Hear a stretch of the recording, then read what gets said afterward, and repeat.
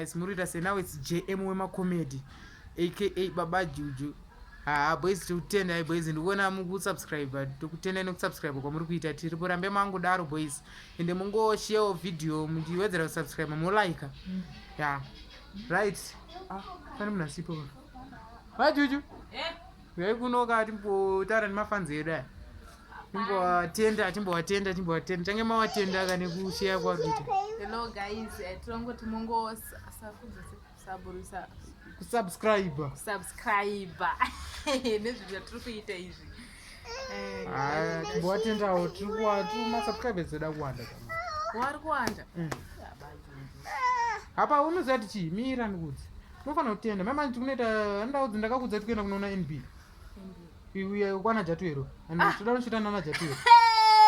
sikanoshita naJatiwero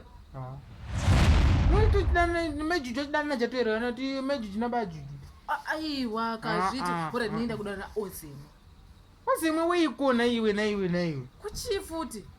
iwe vanenge vachiti ektaidana ozemwa dana vhovho kana netsai ikoko danana wakadaka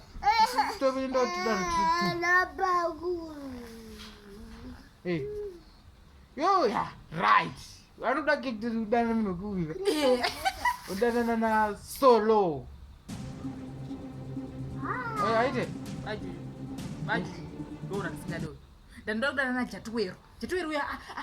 azare nyika yese amusoti nditengerawo motena naJatiwero mana nditi ndicho aiwa solana sotauro wakunetsa alright ayo wakutonetsa